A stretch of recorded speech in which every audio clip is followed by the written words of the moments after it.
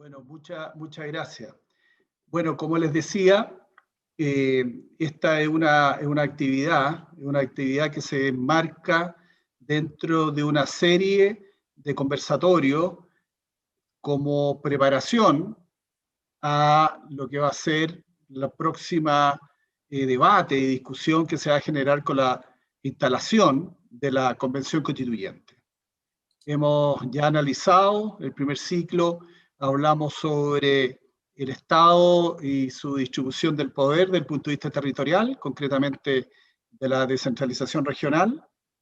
Y en este segundo ciclo, la idea es precisamente poder conversar con los ponentes sobre el reconocimiento de pueblos indígenas o pueblos originarios dentro del futuro, dentro de una futura constitución política del Estado. Señalarles que tenemos unos estupendos, tenemos unos muy buenos expositores. Ya hemos señalado José Elwin Oyarzún, Yasmina Yersich Barriento, Leticia Caro, Kogler y Pamela Alvarado Balfour. Queremos, para dar comienzo a este conversatorio, que tiene bastante éxito, ya se han incorporado 44 participantes, lo que es un éxito bastante grande con la cantidad de ofertas de conversatorios que hay y que hablan también sobre el tema constitucional.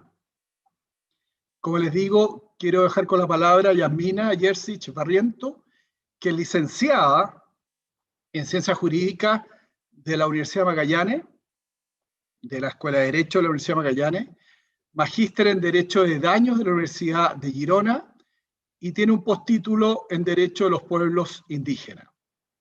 También quiero señalarlo y quiero indicarlo desde el principio, contamos con la presencia y además con la colaboración del Instituto Nacional de Derechos Humanos de Magallanes, con su representante y director, don Cristian Figueroa, que también quisiéramos aprovechar esta ocasión para darle las gracias por la colaboración y el apoyo, Cristian, que has prestado también a este seminario. Así que, por lo tanto, el aporte de usted ha sido realmente fundamental. Decirles de manera muy breve que los temas, y lo conversamos algo con los ponentes, claro, la primera gran definición ¿es necesario un reconocimiento de pueblo indígena? ¿Cuál es la circunstancia o cómo lo ha resuelto otros países en el derecho comparado que cuentan con pueblo originario o con pueblo indígena? ¿Es la definición previamente tal que debería incluirse en la Constitución? ¿Es de pueblo indígena o de naciones indígenas, entendiendo que la nación es una e indivisible? Después preguntarnos, ¿basta solamente con un reconocimiento de los pueblos indígenas o es necesario también avanzar en otras consagraciones, también en la Constitución relativa a este reconocimiento? Estoy pensando en algún tipo de participación política, estoy pensando también en algún tipo de autonomía territorial. Ustedes saben de que la Constitución actual establece ciertos estatutos especiales, por ejemplo, para los Rapa Nui, que también son pueblos originarios, o también en otras zonas. Estoy hablando desde el punto de vista ya de una cierta autonomía de carácter territorial que puede representar.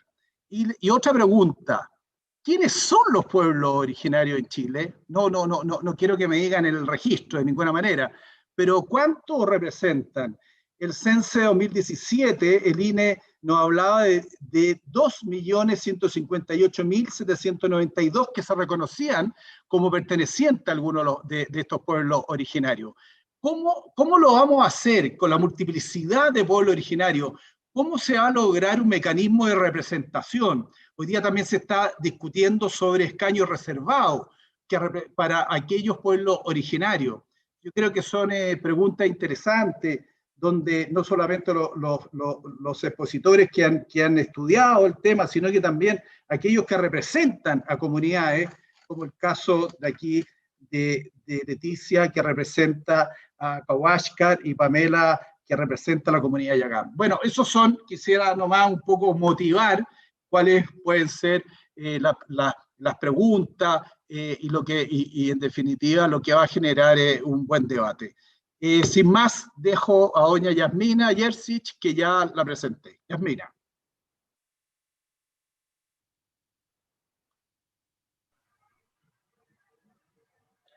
Gracias, Sarko. Bueno, primero que todo, saludos para todos los presentes y bueno, en especial a los compañeros panelistas, a Leticia, a Pamela, a José, porque realmente yo creo que de los que estamos presentes quizás soy la que tiene menos autoridad para hablar de estos temas, pero de todas maneras queremos aportar un granito de arena en la discusión, porque la verdad es que este es un tema que nos apasiona y que cuando estuvimos en la formación de pregrado en la Universidad de Magallanes, hicimos nuestra tesis sobre los derechos de los pueblos indígenas y creemos que es un tema fundamental para nosotros como país. Entonces, antes de comenzar, voy a compartir pantalla, así que me tienen un poco de paciencia.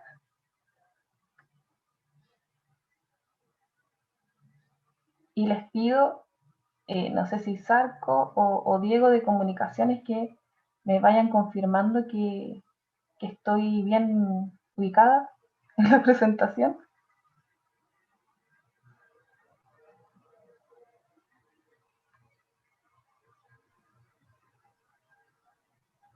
Si se ve, Yasmina. Ya, gracias. Por lo menos yo lo veo. Gracias.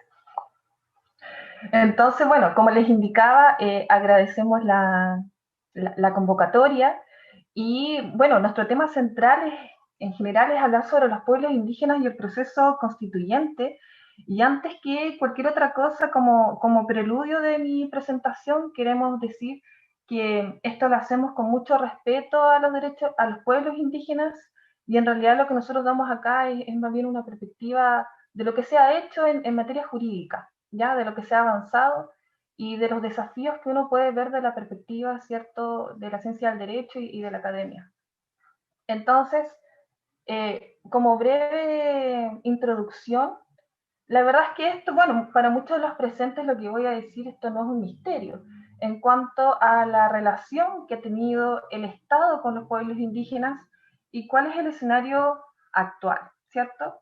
Es decir, si uno mira hacia atrás y observa la conformación de los países latinoamericanos, ¿cierto? Como repúblicas independientes, lo que uno ve en la historia es que esta conformación de las repúblicas independientes ha resultado de procesos de independencia, pero que obviamente no incluyeron en este proceso de independencia a sus realidades preexistentes y sus realidades particulares. Es decir, se conforman las repúblicas sin observar la heterogeneidad, la diversidad que existe en el interior de sus territorios. Y bueno, la verdad es que desde aquello se comienza a invisibilizar la temática indígena con distintos vaivenes, ¿cierto? Pero que nos posiciona hoy en día en estar, por ejemplo, en este seminario, ¿cierto? Y ver las discusiones en el Parlamento, cómo se entrampan las discusiones, cómo muchas veces se hacen a cuatro paredes, y nos hace ver de que en realidad, si bien se ha avanzado normativamente hablando algo, ¿cierto? Como vamos a indicar un poquito más adelante, queda mucho camino por recorrer y esperemos que efectivamente se aproveche este momento histórico que estamos viviendo de un nuevo pacto social, si así lo podemos llamar, y que por fin se pueda incluir como corresponde a los pueblos indígenas. Porque como hemos mencionado, la verdad es que desde la conformación de las repúblicas no se ha visto realmente un reconocimiento que correspondería hacer. Entonces, si nosotros hacemos como una pequeña, muy breve retrospección, porque estoy consciente que tenemos poquitos minutos, si hacemos una retrospección, entonces uno ve que la constante ha sido más bien una constante asimilacionista o tutelar respecto de los pueblos indígenas, y además es ver mucho la temática de los derechos de pueblos indígenas, más bien de esta tradición jurídica que tenemos nosotros, que es desde la perspectiva de los derechos individuales, ¿ya? Lo cual per se obviamente no es negativo, pero que deja de lado lo que sería una perspectiva, y ahí, bueno, luego los otros ponentes verán cómo lo ven, deja de lado la perspectiva de los derechos colectivos. Entonces, conversando eso o viendo este tema de los derechos colectivos, nosotros tenemos que ver o ampliar la mente para aquellos que quizás no están muy inmiscuidos en estos temas, que las reivindicaciones que tienen los derechos de los pueblos indígenas no solo se tiene que mirar de un prisma de los derechos individuales que nosotros conocemos, sino más bien ver a los pueblos indígenas como sujetos de derechos colectivos. Y bueno, ahí comienza también esta tensión entre lo que es el Estado, como lo conocemos, y como indicó Sarko al principio en la introducción, este Estado soberano, ¿cierto?, que además es representativo de una nación, donde se trata de visualizar de una manera unitaria, ¿cierto?, y quizás homogénea, siendo que en realidad, siendo que en realidad esto no es así, pero que nuestra constitución política, ¿cierto?, nuestras instituciones no manifiestan o no representan lo que realmente somos. Entonces, eso uno lo puede ver de la perspectiva del derecho interno, ¿ya? Es decir, si uno ve la constitución política de la República, así muchos de ustedes ya la conocen, ¿cierto? La abren y dicen, bueno, ¿dónde está el sustento en el derecho de la reivindicación de los pueblos indígenas? Obviamente ahí no lo vamos a encontrar, porque sabemos que la constitución que actualmente nos rige está originada en el seno de una visión totalmente sesgada al respecto. Sin embargo, hay todo un aparataje jurídico internacional que sirve de sustento a las reivindicaciones de los pueblos indígenas. Muy famoso es, ¿cierto? Y muchos han escuchado hablar del convenio número 169 de la OIT, que lo tenemos ahí en el PPT, ¿cierto? Sobre los pueblos indígenas y tribales en países independientes. Tenemos voy a nombrar, ojo, porque miren, tenemos un conjunto de normativa jurídica, y del listado que yo les coloco acá de manera referencial, hay instrumentos internacionales que son específicos en relación a los derechos de los pueblos indígenas, pero también hay instrumentos que no son específicos de los derechos de los pueblos indígenas, pero que se pueden interpretar a la luz de estos derechos.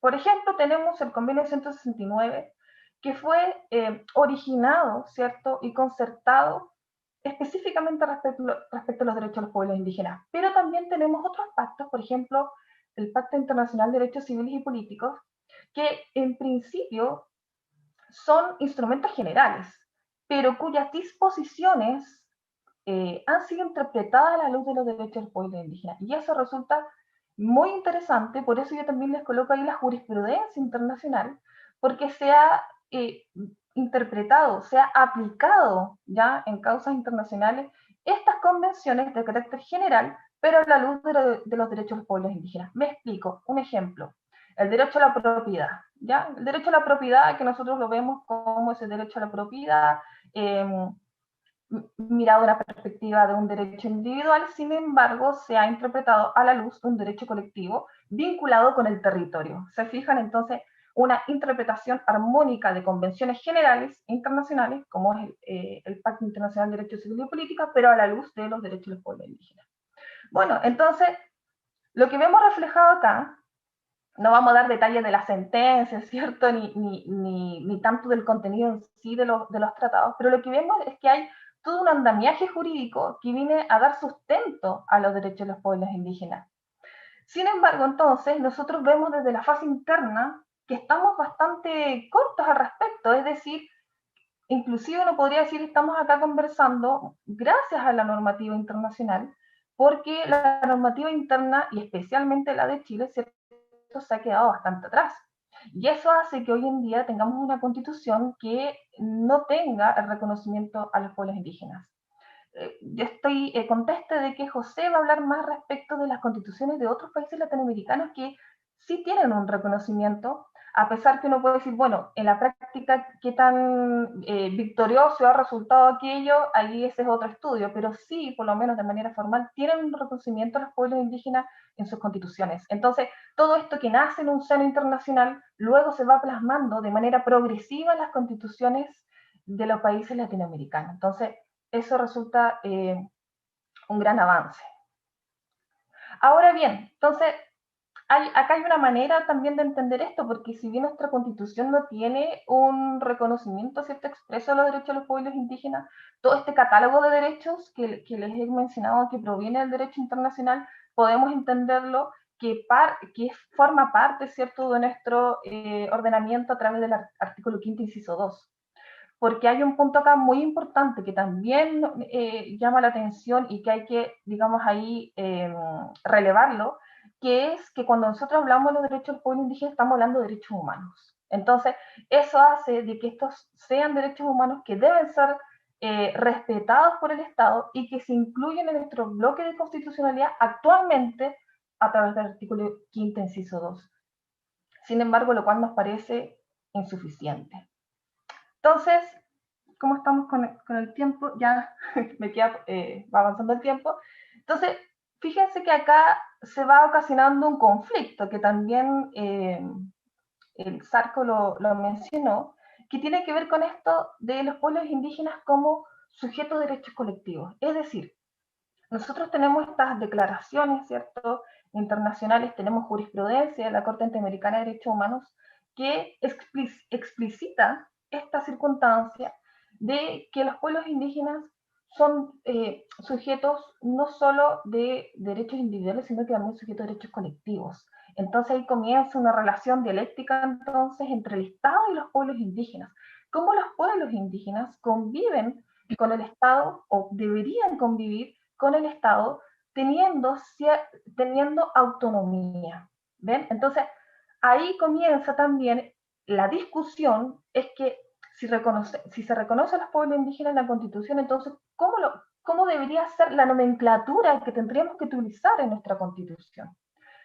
Yo digo, podemos ir de un reconocimiento débil, es decir, hablar de multiculturalidad, de pluriculturalidad, pero la verdad es que si nos ponemos serios, por decirlo así, debería hablarse en una nueva constitución, según mi parecer, ¿cierto? Podemos tener distintas opiniones, de plurinacionalidad. Entonces, vamos avanzando por allá y vamos a ver que la nomenclatura que se utiliza en la constitución, la verdad es que no nos deja indiferentes.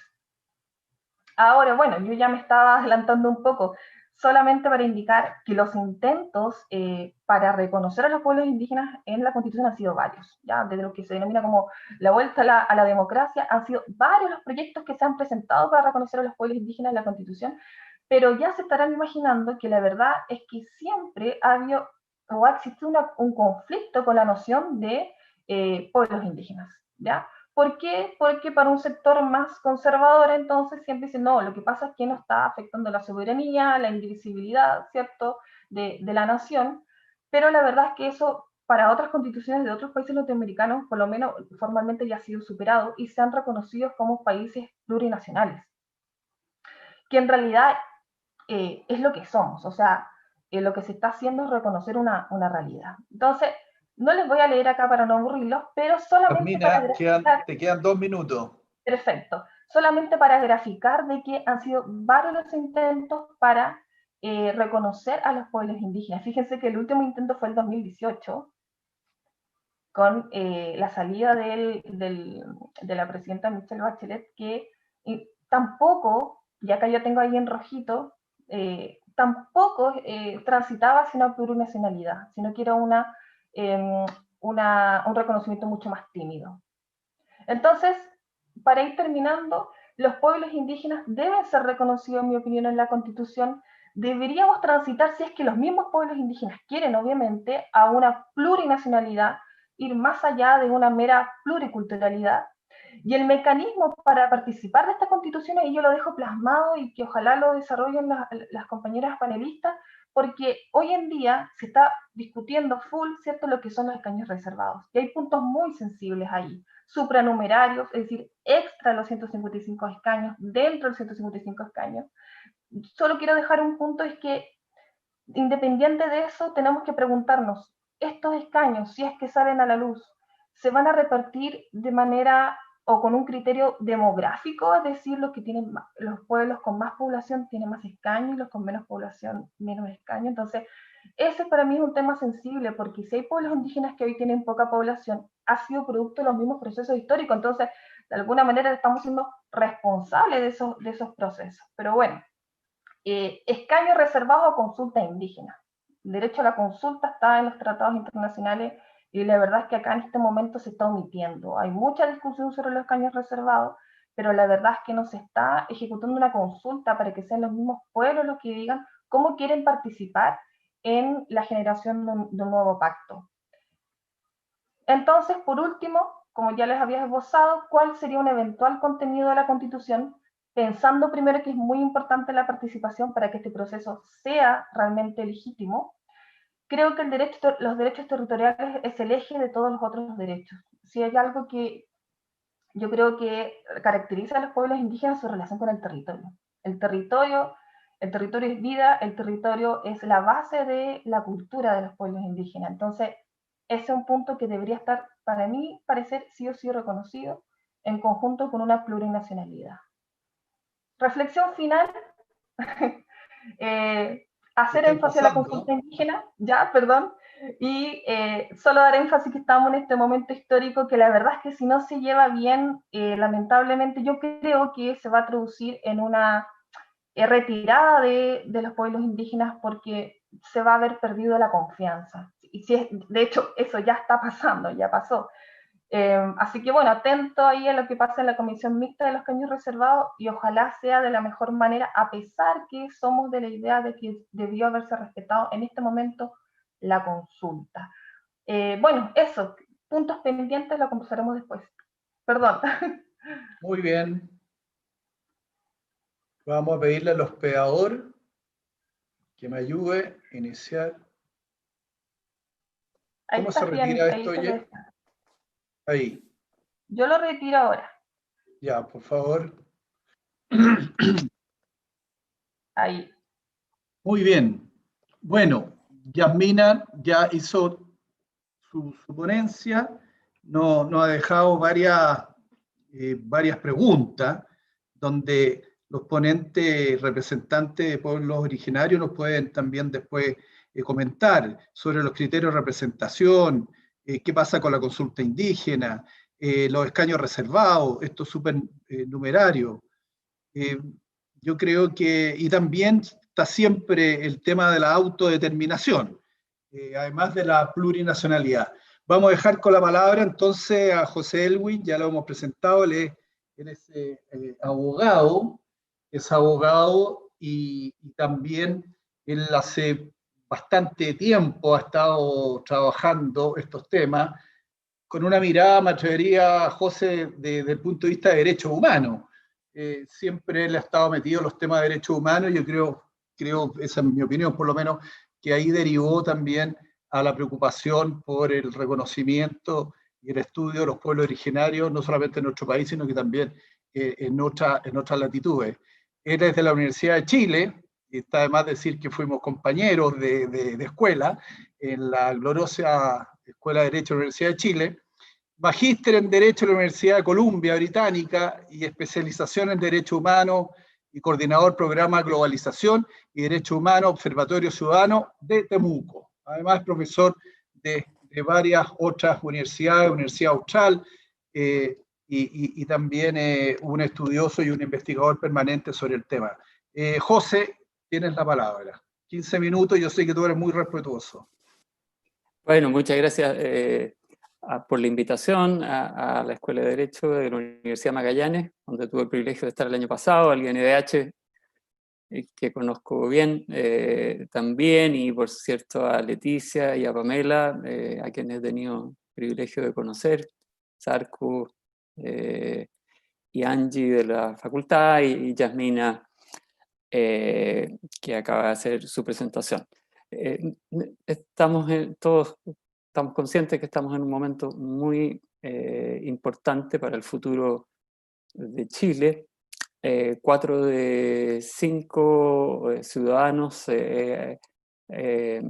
declaramos y aprobamos la construcción de una nueva constitución, y que el órgano encargado para elaborarla sea una convención constitucional electa democráticamente. Y eso plantea un desafío enorme que tiene que ver con la inclusión de todos aquellos sectores que históricamente han estado excluidos de representación política y más aún de los procesos de construcción de legislativo y constitucional, como en este caso. Yo voy a hablar, si es que el tiempo lo permite, y aunque Yasmina ha avanzado bastante sobre los fundamentos políticos y de derechos humanos de la participación indígena en procesos constituyentes, de la experiencia comparada de participación indígena en estos procesos, de los contenidos de esas constituciones que han emergido de procesos participativos, con participación de pueblo indígena, y de lo que yo percibo, modestamente, que son los desafíos que en este momento el mundo político, el Congreso, la sociedad chilena, pero también los pueblos indígenas tienen para hacer posible esa participación. Yo creo que Yasmina adelantaba bastante, y por el tiempo voy a ser muy escueto en lo que son los fundamentos de derechos humanos. Chile, como sabemos, se ha comprometido a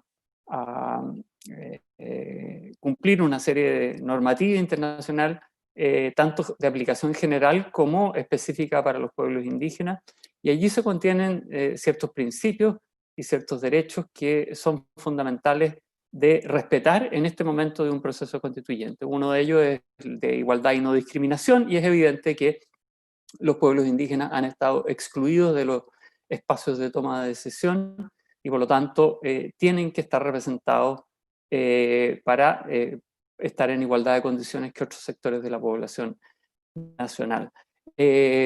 Otro derecho fundamental es el derecho a la participación política o en instancias de toma de decisión, y como señalaba Yasmina también, hay una concreción de este derecho para el caso de los pueblos indígenas, el convenio 169, que habla del derecho a estar representados en la misma medida que otros sectores de la población en órganos que toman decisiones que les conciernen, y por cierto, la Convención Constitucional va a tomar decisiones que les conciernen. Ha habido interpretaciones de la Corte Interamericana de Derechos Humanos a denuncias y reclamos de pueblos indígenas en Nicaragua, el caso Yatama versus Nicaragua, donde la Corte condenó a Nicaragua por excluir a pueblos indígenas de participar de procesos eleccionarios, y le ordena modificar su legislación para hacer posible dicha participación a través de sus instituciones y en la misma medida que otros sectores de la población. Pero hay un derecho sobre el cual no se ha hablado acá y que es fundamental, que es el derecho de libre determinación de los pueblos, que es reconocido a todos los pueblos. Y resulta que Chile está compuesto por diversos pueblos, y las propias Naciones Unidas, a través del Comité de Derechos Humanos, ha señalado que en los procesos de construcción constitucional es fundamental que se respete el derecho de libre determinación de los pueblos. ¿Y qué pasa entonces en un Estado que tiene diversos pueblos? Esos diversos pueblos, para ejercer la libre determinación, tienen que estar representados en los procesos de construcción constitucional. Pero están los fundamentos políticos, y la verdad es que los fundamentos políticos son aún más importantes, y ellos derivan de la naturaleza misma de las constituciones, que más allá de ser instrumentos legales, son sobre todo instrumentos políticos y sociales. Son instrumentos que expresan los valores de una sociedad y cómo se distribuye el poder. Son instrumentos para construir la unidad, para resolver conflictos. Y la adhesión a ellos, y eso es un tema que para nosotros, después de 40 años de constitución del 80 debiera ser fundamental. La adhesión está determinada por la inclusión de todos los sectores que conforman una sociedad determinada, y en este caso de los pueblos indígenas. Más aún, si tenemos presente, en el caso de Chile, que uno de los mayores conflictos sociales que tiene el país es el conflicto entre el Estado chileno y los pueblos indígenas. ¿Por qué? Por su negación histórica, por su exclusión política, exclusión económica, exclusión cultural. Y debiéramos entender entonces que el proceso de construcción constitucional es una enorme oportunidad, tal vez una oportunidad única, para generar un acuerdo, para generar reglas del juego de convivencia democrática con aquellos sectores que han estado excluidos y obviamente cuestionan la institucionalidad vigente. El segundo tema que quería abordar es el de la experiencia comparada. La participación de pueblos indígenas en procesos constituyentes no es nueva.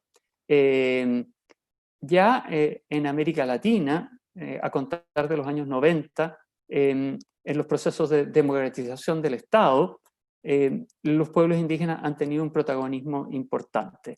Y ello se ha debido a su movilización, a su agencia. En Colombia, 2 de los 74 miembros de la Asamblea Constituyente que elaboró la constitución de ese país eran indígenas, en una proporción cercana a su demografía, a 3%. En Venezuela, la constitución del 99 fue elaborada con 3 cupos reservados para pueblos indígenas de 130 integrantes, también un poco menor a su demografía, 2%. En Ecuador, 5 de 124 asambleístas fueron indígenas a través de modalidades de representación especial. 7% del total, lo que es muy insuficiente para un país cuya demografía indígena es cercana al 20%. Y Bolivia generó mecanismos a través de los cuales los pueblos indígenas podían presentar a través de sus propias instituciones candidatos a convencionales. Y un 54% de los 255 integrantes de la Asamblea Constituyente de Bolivia eran indígenas, fundamentalmente quechuas y aymaras. Y países como Nepal, por ejemplo, en Asia, también tuvieron una representación proporcional a la población indígena, 200 de 600 representantes en el proceso constitucional. Y esto evidentemente ha tenido impacto en los contenidos de aquellas constituciones elaboradas con participación indígena. Y aunque los reconocimientos constitucionales de pueblos indígenas han variado en América Latina en particular a través del tiempo, desde los años 80 hasta finales de la primera década del 2000, desde un constitucionalismo multicultural hasta un constitucionalismo plurinacional, la participación indígena ha sido central en esos reconocimientos. Por el breve tiempo, tal vez mencionar el caso de Colombia del año 91, que reconoce Colombia como un país multicultural y pluriétnico, representación indígena en el Congreso, protege los resguardos indígenas o territorios indígenas con autonomía, sistemas de justicia indígena. Pero tal vez el constitucionalismo más contemporáneo y en que los pueblos indígenas han tenido más incidencia es el de Bolivia del 2009 y Ecuador el 2008, en lo que se llama el constitucionalismo plurinacional, que viene a cuestionar este paradigma del Estado-nación en que hasta ahora hemos estado anclados. Y la plurinacionalidad, en el caso de Bolivia, se refleja en los órganos, la Asamblea Legislativa Plurinacional, en la justicia plurinacional, en los tribunales de justicia. Y se definen también como estados interculturales, que más allá de las lenguas y las culturas, esa interculturalidad se refleja también en concepciones como el buen vivir, que son también aspiraciones no solo de los no indígenas, sino que aspiraciones del Estado. También se reflejan en el caso de Ecuador en los derechos del buen vivir, como el agua, el medio ambiente, la alimentación, la vivienda. Y en el caso de Ecuador también en los derechos de la naturaleza, lo que viene a cuestionar el paradigma de que solo las personas o los pueblos son sujetos de derecho, para reconocer que la naturaleza también es sujeto de derecho. Ello además del derecho de libre determinación en el caso de Bolivia, autonomías territoriales en el caso de Bolivia. Bolivia se divide en departamentos y también en regiones y en municipios, y se reconocen 4 categorías de autonomía, siendo una de esas categorías de autonomía la autonomía indígena. También se reconocen sistemas de justicia indígena y, por cierto, los derechos territoriales a los que refería Yasmina, basados en la ocupación tradicional del territorio y no en los títulos anteriormente otorgados por el Estado.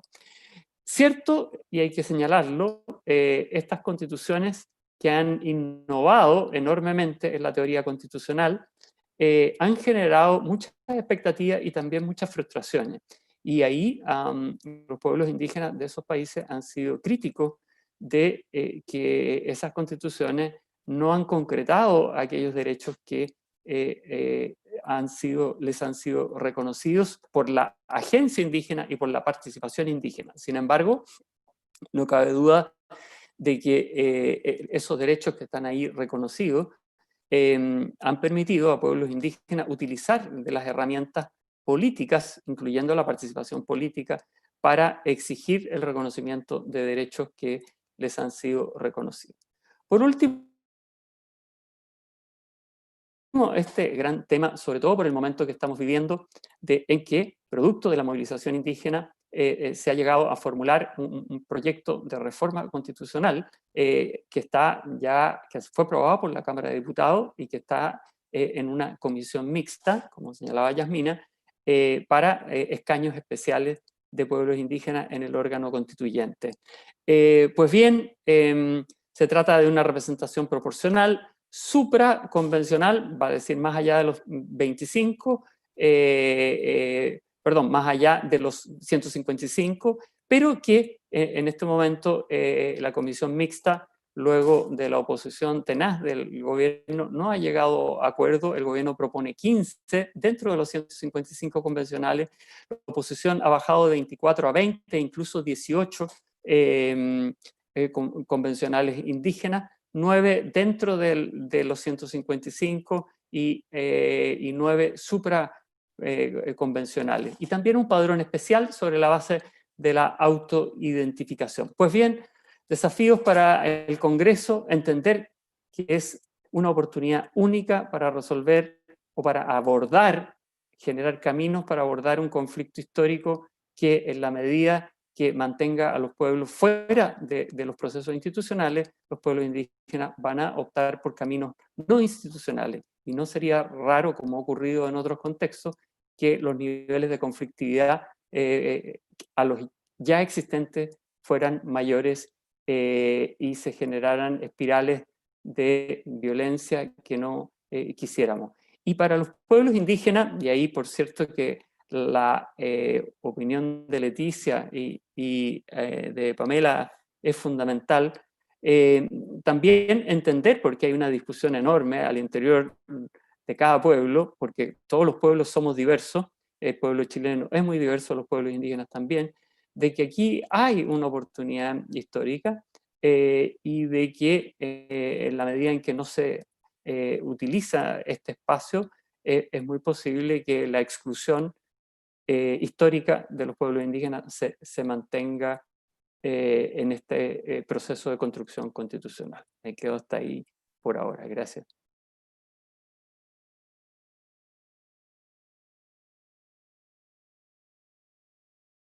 Micrófono. Disculpen. Hemos escuchado a José Elwin.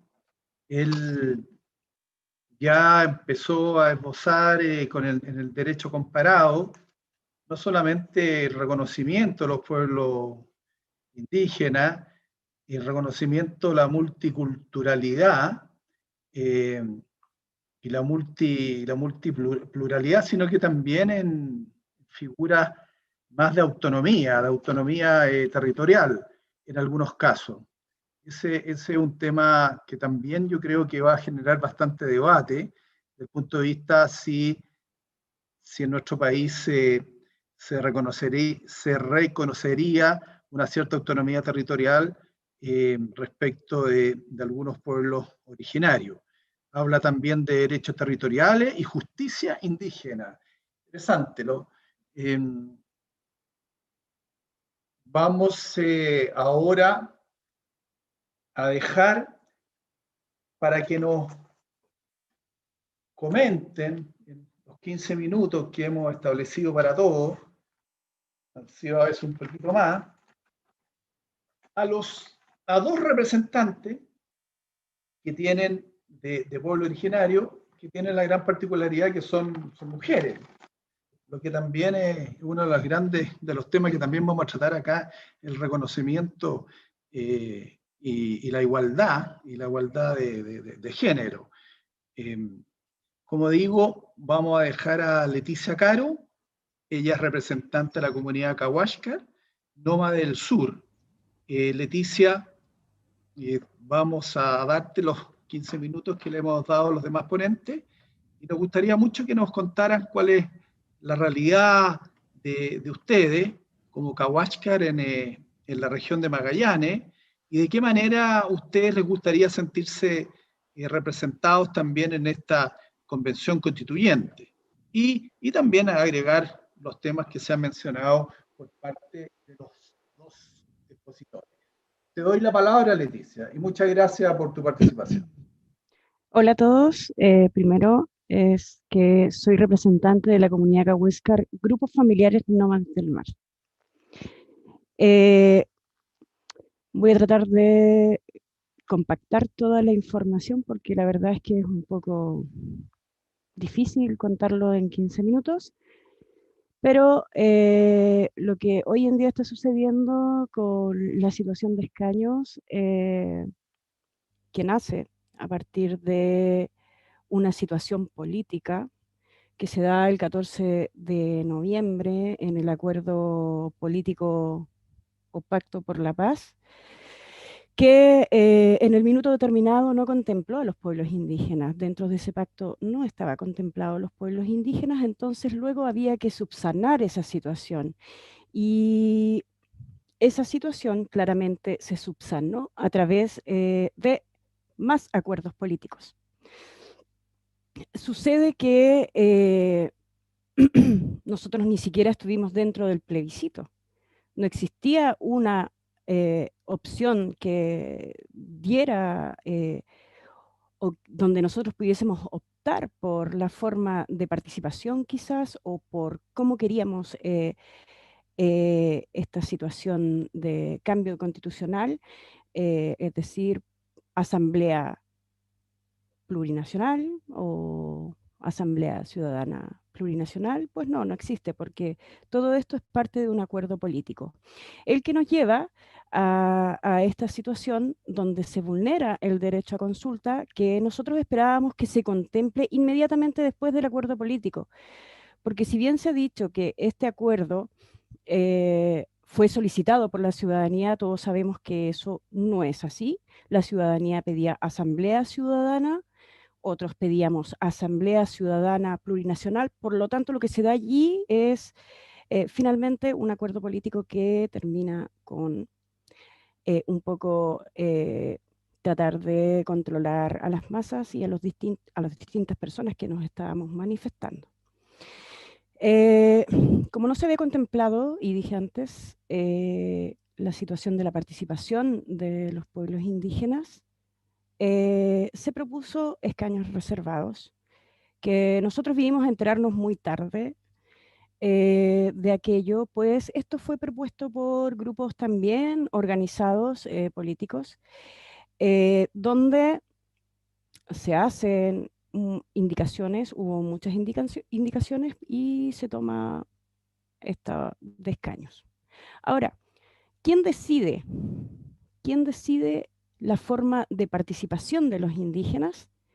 Según el convenio 169, son los propios indígenas quienes deben determinar su forma de participación. Sin embargo, esto no sucede lo que convierte este proceso en un proceso hegemónico, donde la participación libre no existe, como lo indica el convenio 169 en su artículo 6, número 1, letra B. ¿Por qué lo menciono? Porque dentro de las indicaciones había una justificación para ello. ¿Por qué digo que esto se convierte en una situación hegemónica?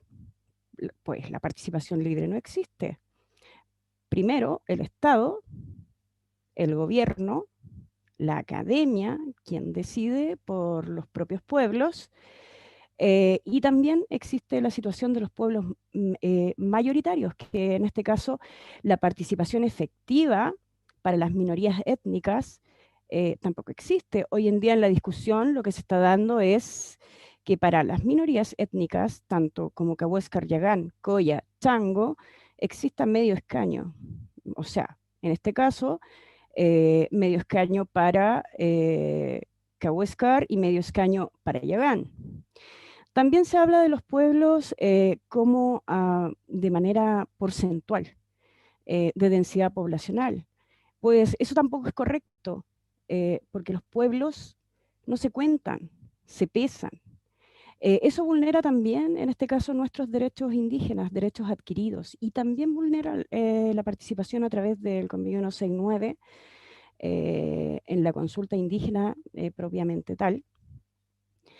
Pues la consulta nos permite primero decidir cómo participar, pero a la vez también transmitir a los miembros de las comunidades cómo es el proceso y de acuerdo a qué se está llevando. Hoy lo que tenemos es una discusión política, parlamentaria, donde realmente los que están decidiendo allí no somos nosotros, es la política.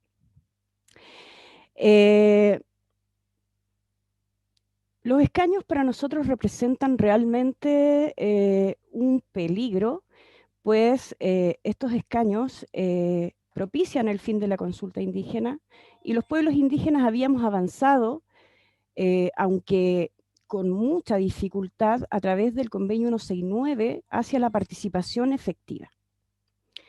Sin embargo, el proponer escaños, que además es, digamos, como una fórmula que se usa en Europa y que no ha tenido muy buenos resultados, pues es casi como las participaciones de los consejos que existen hoy en día, que no son para nada efectivos, que además no son resolutivos, solo son consultivos.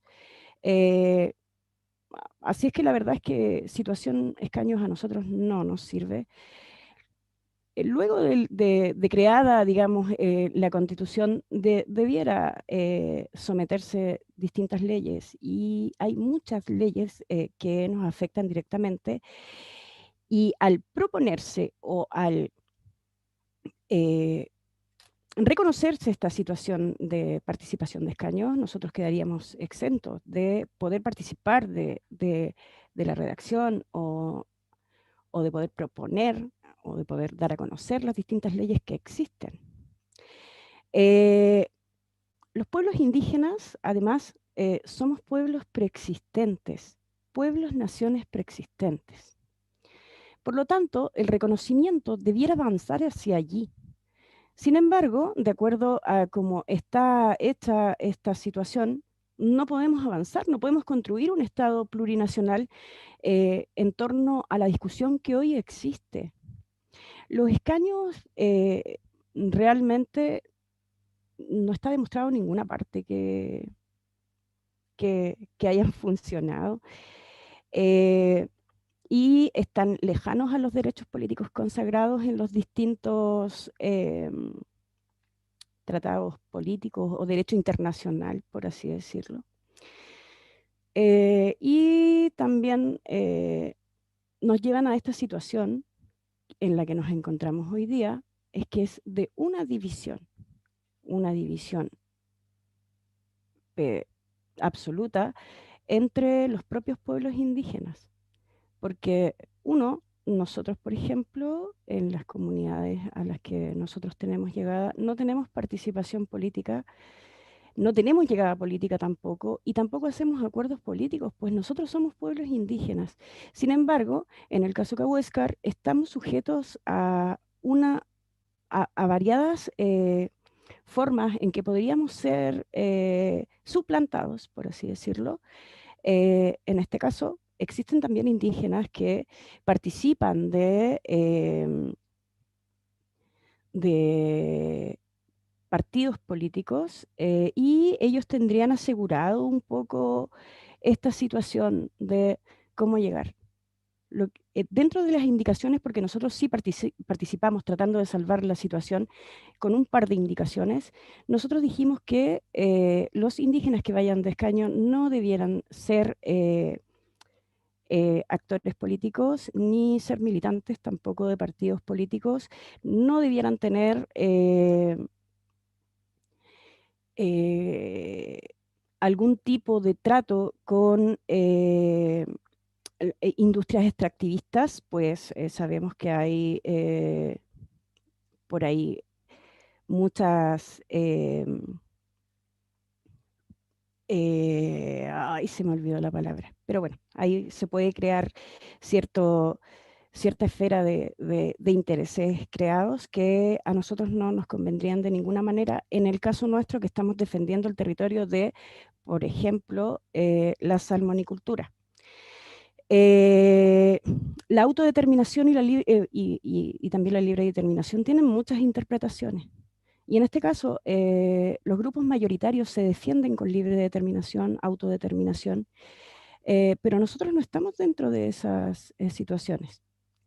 Ahora bien, las indicaciones que logramos poner, que dentro de la indicación que presentó la identidad territorial, estaba también el hecho de que la comunidad Selknam, que hoy está en vías de ser reconocida, pudiese participar de esta situación.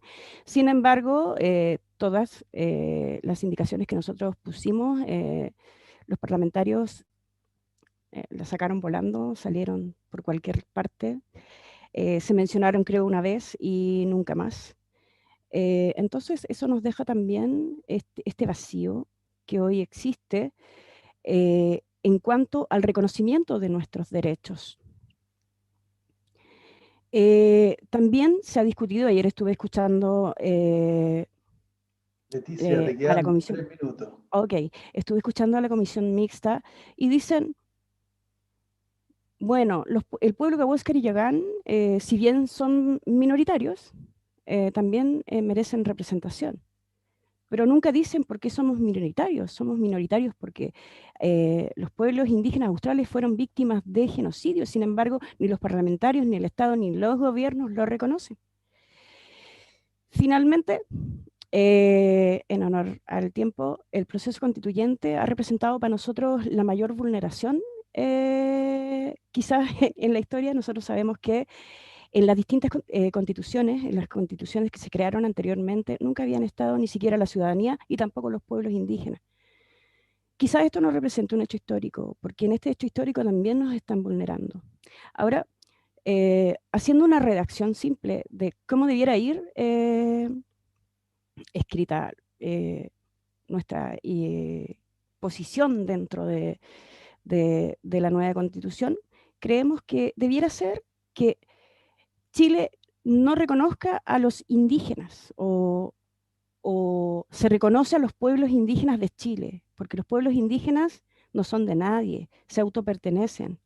Entonces la redacción debiera quizás ir así, haciendo una cosa súper simple.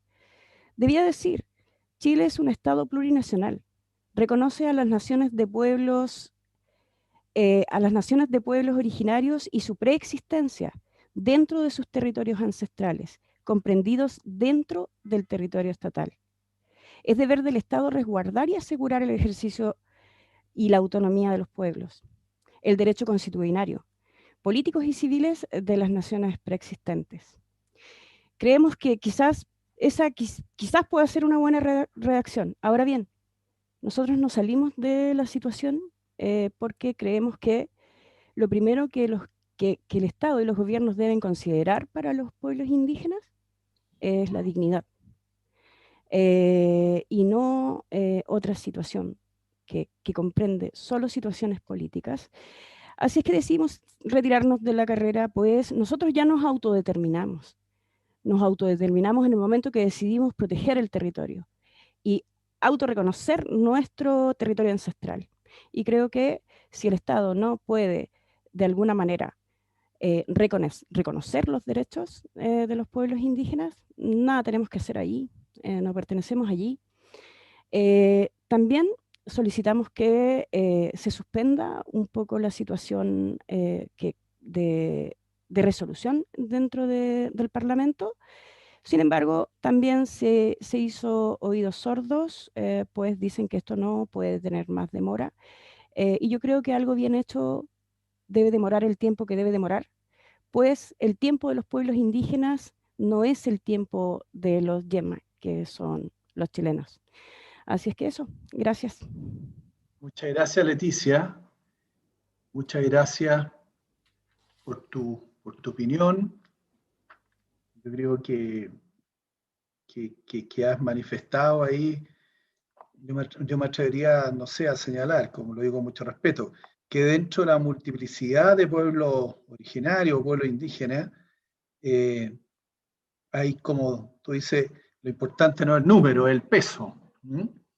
Ahora, ¿cómo después yo creo que las preguntas van a estar, en la pregunta, ¿cómo representarlo a aquellos pueblos originarios en una eventual convención constituyente? Y no solamente la convención constituyente, sino que también en otras instancias, quizás instancias municipales, regionales, ahora que se van a crear los gobiernos regionales con mayor participación y democratización de las autoridades, y también obviamente en el Congreso Nacional.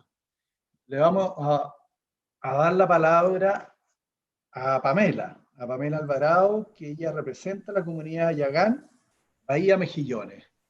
Pamela, tienes la palabra. A pasar, Kuntasean Tuhuasquiata, Jaiwafa Pamela Alvarado Balfour, Jaiwaja Yaganquipa. Hola a todos y a todos. Como me presentaron, mi nombre es Pamela Alvarado Balfour y estoy representando a la comunidad indígena Yagán de Bahía Mejillones en el territorio tradicional del pueblo Yagán en Puerto Williams. Bueno, respecto del proceso constituyente, al igual como mencionaba Leticia, la opinión de la comunidad es que efectivamente este es un proceso que lo ideal hubiese sido que partiera de un proceso participativo y no tan solo en relación a los pueblos originarios, sino que en realidad a la ciudadanía completa. Ahora este proceso ya está andando, ya se validó el apruebo por amplia mayoría y la opinión como comunidad es que en realidad dentro de los escaños tendrían que estar los pueblos originarios. Y también cuestionar un poco este tema de cuando se habla de las minorías, que es un concepto que personalmente no me gusta porque creo que el lenguaje construye realidad y hablar de minorías minoriza, valga la redundancia, y la verdad es que tras esa mirada como tan cuantitativa de cuánto peso le damos a un pueblo o a otro respecto de la cantidad de habitantes que tiene, una es bastante cuestionable justamente por los orígenes, como comentaban Yasmina y comentaba Leticia, que la cantidad de habitantes que hay hoy en día del pueblo Yagán, del pueblo Cahuéscar y otros pueblos, responde justamente a violaciones a los derechos humanos, a genocidio. Entonces es una nueva violación a nuestros derechos el hecho de invisibilizarnos o darnos menos espacio por ser la cantidad de personas que somos, que en el fondo somos los sobrevivientes. Y por otro lado, da cuenta de una mirada súper colonizada del colonialismo que existe hoy en día y del paternalismo en cuanto a los pueblos originarios. Todavía hay mucho estereotipo. Lo que se da a conocer de los pueblos originarios es una caricatura quizás de de un pasado que da cuenta de nuestros antepasados, pero no da cuenta del dinamismo de las culturas. Y hoy en día somos personas indígenas y pueblos indígenas en 2020. Entonces, dentro de los pueblos indígenas hay muchas personas muy capacitadas y perfectamente, tanto como cualquier otro ciudadano chileno, de poder ocupar esos escaños y teniendo bases detrás, teniendo a sus comunidades, organizaciones que están con un vínculo fuerte con el territorio, y eso es algo que tiene que suceder. Tienen que haber escaños para pueblos originarios porque estas voces y estos conocimientos del territorio tienen que estar presentes en la nueva Constitución. Uno de los primeros temas es el reconocimiento, y es algo que a la vez uno vive en el día a día, y nos pasa sobre todo como pueblo yagán, que está muy mediatizado el tema de la última yagán en referencia a Cristina Calderón, a la abuela Cristina, y es no sé, a mí me pasa día a día, siempre que digo que soy yagán, me han preguntado muchas veces si ¿eres yagán? Pero ¿qué porcentaje de yagán eres? En el fondo, nuevamente violentarnos. ¿Por qué? Porque hoy en día uno como yagán en año 2020 quizás no calza con esa imagen que tiene de yagán en una canoa o no sé, con la vestimenta tradicional o con las pinturas que corresponden a ceremonias. Y eso es algo que hay que ir sacando. Y lo primero es reconocer que existen estos pueblos, que somos preexistentes al Estado chileno, y por supuesto que tenemos que ser parte de esta construcción de una nueva constitución. Por otro lado, en Chile ya está reconocido el convenio 169, y actualmente hay una brecha entre los derechos que se reconocen en el 169 y los que están en la ley indígena. Y eso también es un tema que se da día a día con las acciones que se dan, cuáles son los derechos, cuál es el estatus, hasta qué punto se nos reconocen y se ejercen esos derechos que hoy día están vigentes en nuestro país. Entonces una nueva constitución sí o sí tiene que estar a la altura de todos esos derechos que están amparados en el convenio 169.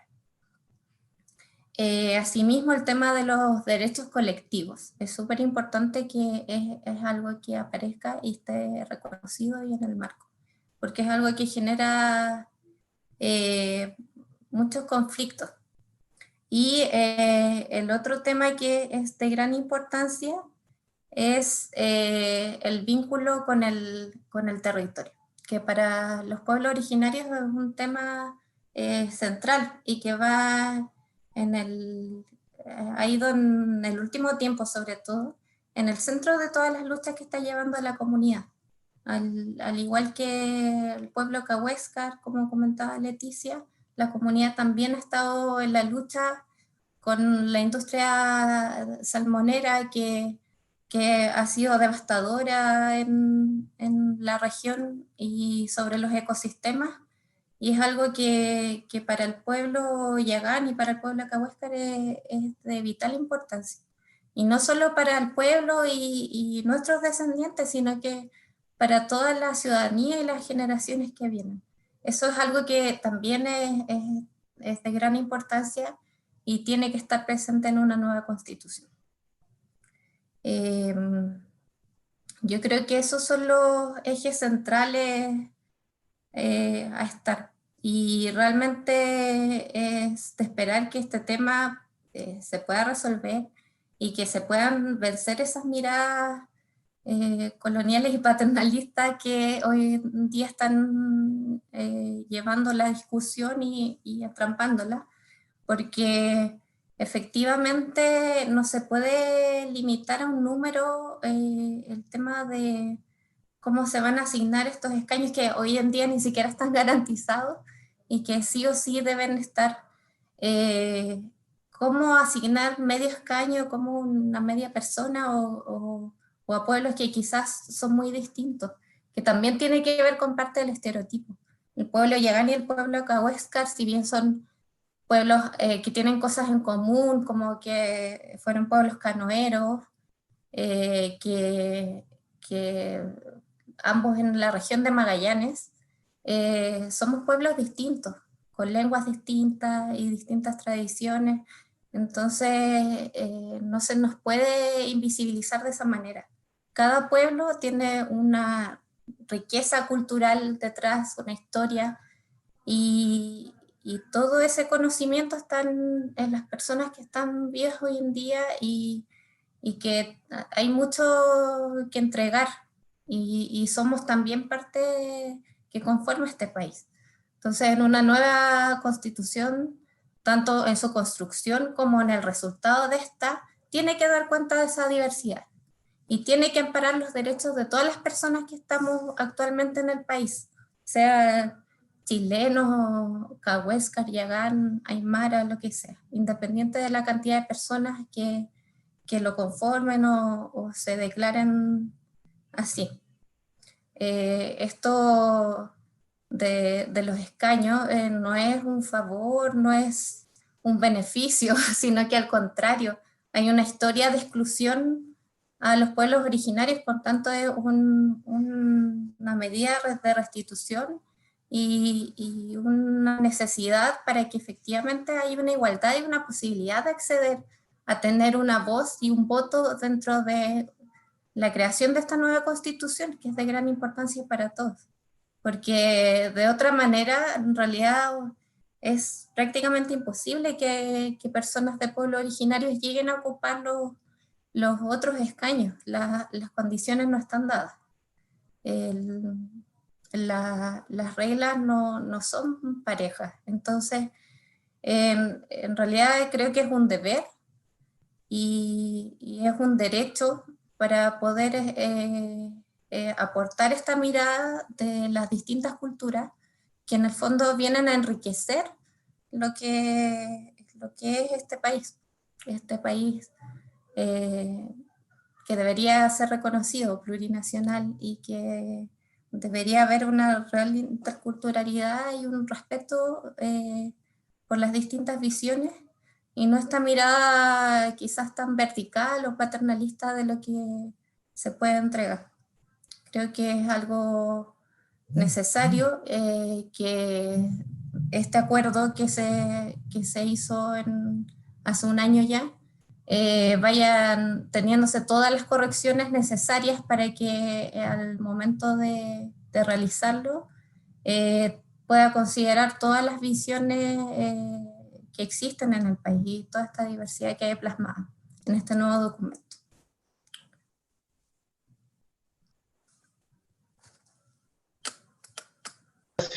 Muchas gracias, Pamela, por tus palabras tan sinceras, tan honestas, y tú nos expresa tu vivencia como comunidad allá en Puerto Williams. Mira, yo voy a invitar a los participantes a que hagan preguntas a través del chat, y me gustaría, hay algunos conceptos que se mencionaron, que tanto lo mencionó uno de los ponentes, y que prácticamente todos los ponentes hicieron mención, que es el tema de la autodeterminación. Leticia habló de la autodeterminación, también habló el José, y habló también, hablaron todos, hicieron mención a la autodeterminación.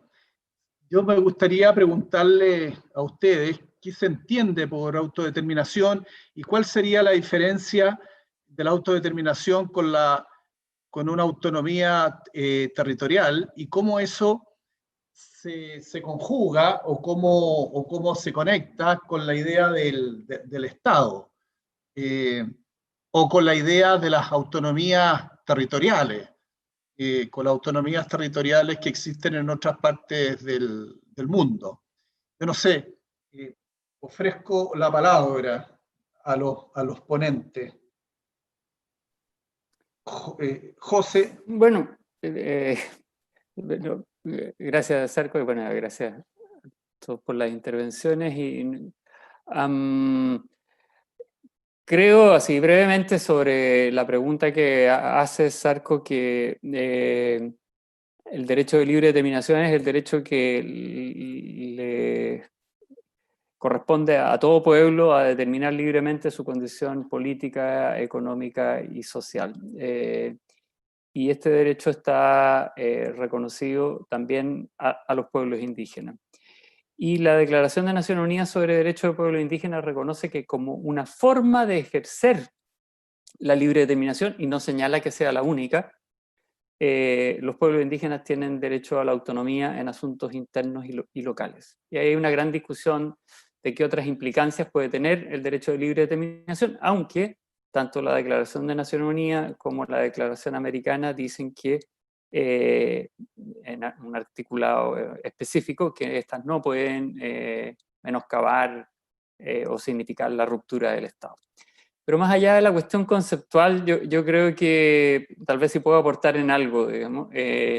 Precisamente a partir de las reflexiones que hacen tanto Leticia como Pamela, yo creo que las visiones que ellas han planteado tienen que ver con ejercicio de libre determinación, vale decir, esa es la opinión de un pueblo y un pueblo tiene derecho a participar o a no participar. Es más, la Declaración de Naciones Unidas reconoce expresamente que los pueblos indígenas tienen derecho a participar, si lo desean, en las instituciones del Estado. Lo que deja abierta la posibilidad de no participar. Sin embargo, ahí yo también quiero dar mi opinión, y ya no como académico, sino que más bien mi inserción ha sido como de un trabajador de derechos humanos. He trabajado desde la dictadura en ello, y a mí me interesa en este proceso constituyente los derechos de todos los pueblos de Chile. Por cierto que me interesan los míos como parte del pueblo chileno. Y en ese sentido, yo quiero decir que este proceso constituyente no solo ha tenido omisiones en relación a los pueblos indígenas, sino que también al pueblo chileno. Pensemos la situación de desventaja en que se encuentran los independientes, teniendo presente que las encuestas de todos los centros de pensamiento, de izquierda, de derecha, de centro, dan cuenta de que los partidos políticos tienen un 5% de credibilidad como máximo. Y resulta que entonces el 95% de los restantes no tienen una gran credibilidad en los partidos políticos. Pero el sistema electoral vigente y el sistema que se definió para la elección de los convencionales es un sistema que privilegia a los partidos políticos. Entonces, evidentemente hay omisiones, y yo concuerdo en muchas de las que se han señalado. Ausencia de consulta.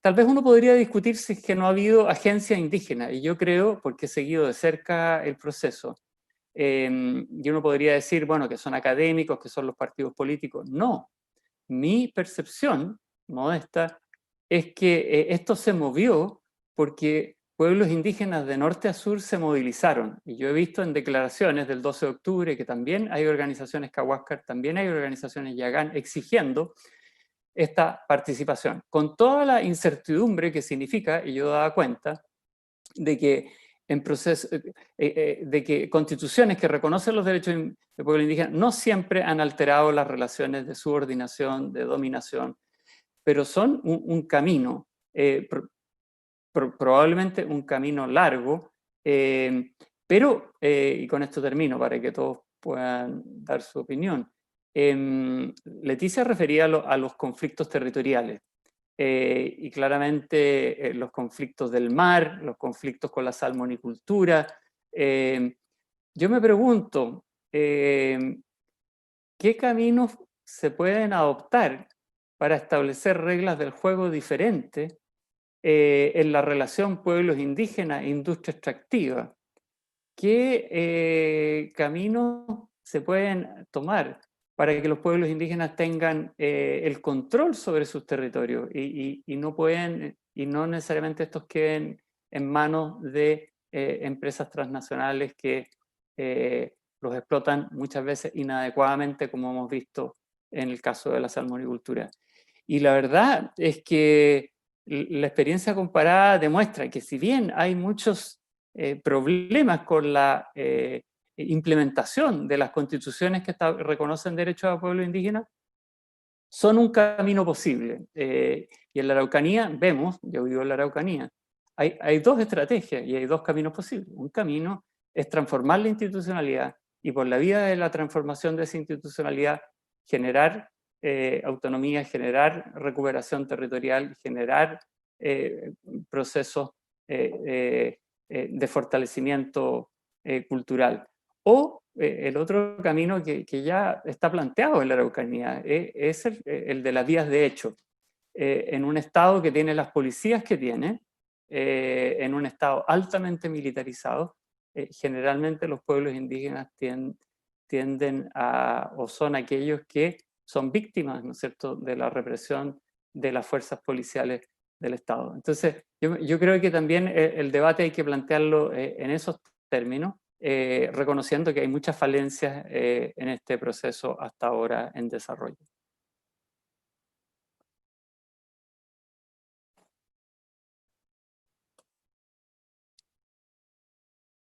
Pamela, ¿tú quieres decir algo? Sí, que respecto de la autodeterminación, bueno, en realidad creemos que todo es cancha. Por supuesto que estamos independientes de todas las falencias, porque también dentro de la Constitución y también dentro de la institucionalidad quedan plasmados los derechos que corresponden para pueblos originarios, pero también está el camino de la autodeterminación y las acciones que como pueblo podemos tomar dentro de lo que tenemos hoy en día disponible. Y para eso igual hay un ejemplo por un lado son las acciones de revitalización de nuestra cultura, de nuestra lengua, de la cestería, de la navegación que hoy en día está prohibida porque en Puerto Williams, bueno, hay una base naval y progresivamente a la comunidad yagán, desde que fueran trasladadas desde Bahía Mejillones al actual Puerto Williams en los años 60 hasta la fecha, han ido creciendo las trabas que se les ponen para navegar.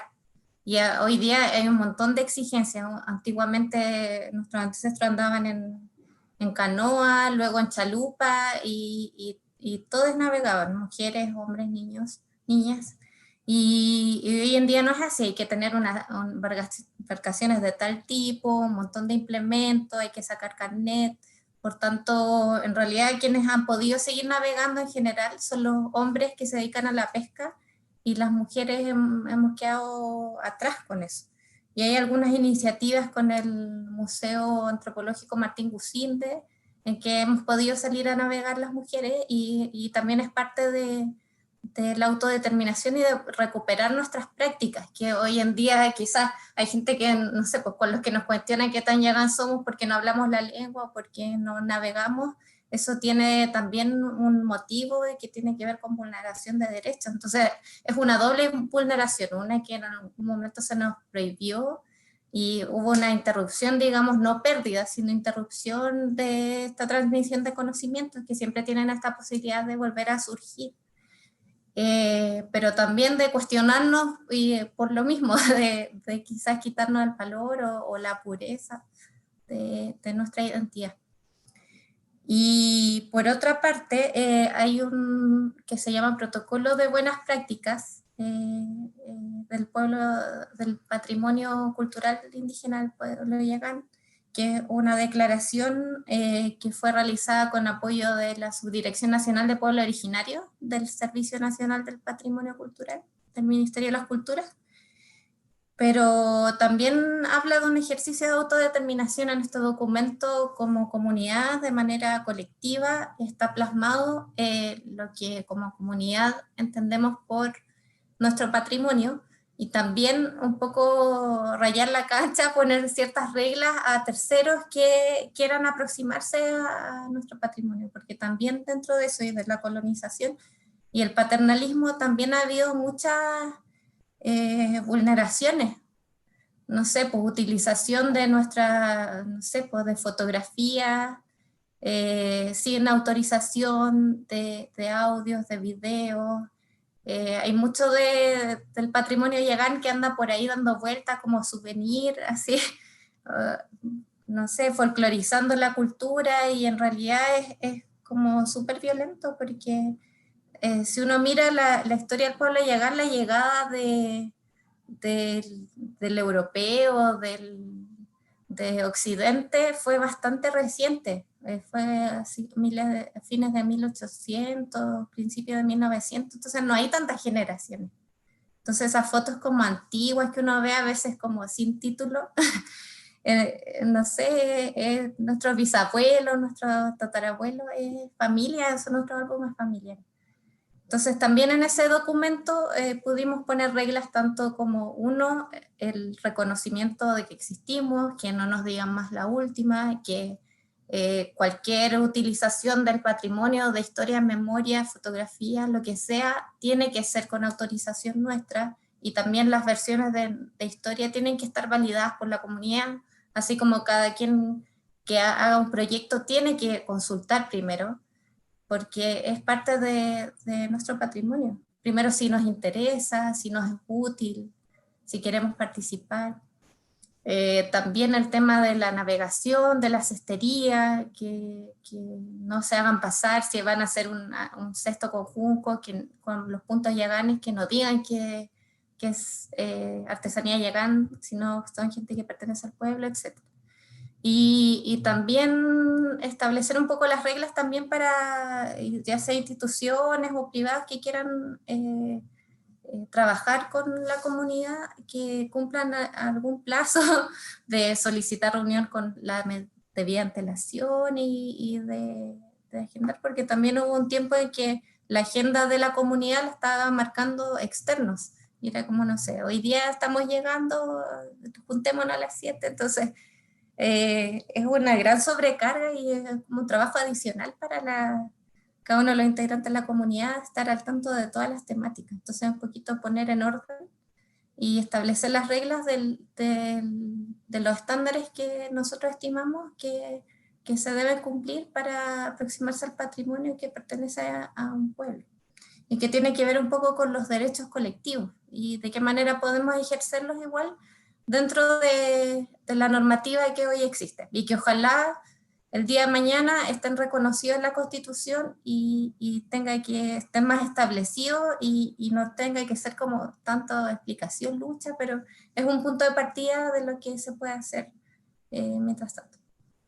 Muy bien, pues Pamela, tu experiencia de tu comunidad. Mire, hay varias preguntas. Voy a repetirla. A ver, una va a la Yasmina. Luego de la huelga de hambre sostenida por el Machi Celestino Córdoba, quedó en evidencia la falta del control de constitucionalidad en materia penal. Consulta, Yasmina, ¿existe jurisprudencia internacional que sancione a Chile por incumplimiento de tratados internacionales para con los pueblos originarios? Y después le voy a hacer una pregunta a Leticia. Yasmina, ¿estás apagada? Sí.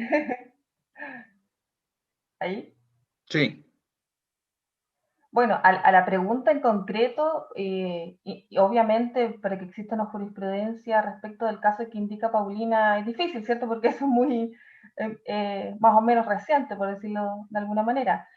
Jurisprudencia en sí, la verdad es que yo no conozco que haya sancionado a Chile por incumplimiento del 169, pero sí, más que jurisprudencia, cabe mencionar que actualmente hay, y de hecho a propósito del proceso constituyente, hay denuncias ante tribunales internacionales de comunidades por la temática que estamos conversando, de haber infringido la consulta del 169 a propósito de los escaños reservados. ¿Ya? ahí se nos puede generar para futuro quizás hablar sobre cuál sería el destino de esas denuncias que estoy mencionando. Como digo, ya procesos fenecidos con jurisprudencia yo desconozco. Solamente puedo mencionar que estamos al tanto de que hay denuncias a propósito de la vulneración que se estaría produciendo en estos momentos, de omisión de consulta y de haber seguido, ¿cierto?, por la opción de los escaños reservados. Entonces son varias las comunidades, parte del pueblo quechua, que han realizado esta denuncia en contra del Congreso, todo esto, ante tribunales internacionales. De eso es como lo fresco que tengo ya yo, la verdad, en mente, y que vamos a ver qué curso sigue. Eso sería más o menos respecto de esa pregunta. Muchas Sí, gracias. hay jurisprudencia en contra de otros países, sí, pero respecto de Chile yo ignoro. Ya. Muchas gracias, Yasmina. Leticia, una pregunta que era para ti y Pamela. ¿Por qué se debería impedir el acceso a escaños reservados a indígenas con militancia en algún partido político o con cercanía a alguno de ellos? ¿No sería restringir aún más su participación en la esfera política? Alguien mencionó la inconveniencia de confundir la representación de partidos políticos con la de pueblo originario. ¿Por qué razón tú crees que, si que estás de acuerdo, obviamente? Bueno, nosotros tenemos una razón bien fundada para aquello, pues la persona que representa a los pueblos primero debe ir elegida desde la base de los pueblos. Y esta persona debe conocer perfectamente bien su base cultural, espiritual, y debe concordar con el territorio. Cuando una persona indígena tiene participación política, y eso lo decimos en base a conocimiento, yo he participado de todas las, digamos que de todas las consultas indígenas que han habido en, en, en Chile, cuando se nos consulta por ciertas leyes y reglamentos, y hemos visto parte de la articulación política que se produce dentro de esos espacios. Es ahí donde se define quién es el que participa. Y el que participa claramente debe ir con la esencia de su pueblo, con las demandas de su pueblo, no con el sentido del partido político al que representa, porque ahí tenemos que hacer una división. Y esa división, claramente, la política indígena no tiene absolutamente nada que ver con la política partidaria. Entonces, seguramente la esencia política y tomando en cuenta en esta convención que mayoritariamente quienes van a ir, como bien dijo José, los independientes están un poco en desventaja, al igual que nosotros.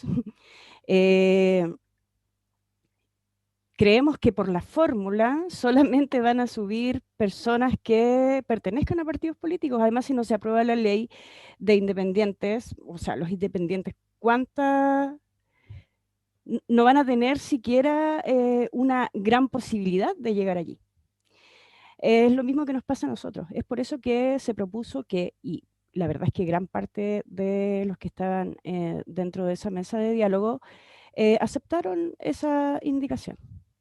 Ahora, la Convención Constituyente, además de contar con un representante indígena, con esencia indígena, debe asegurar, en este caso, que todas las demandas de los pueblos y concordar, porque aquí hay un sentido de amistad, hay un sentido de tratar de conjugarse con los demás indígenas.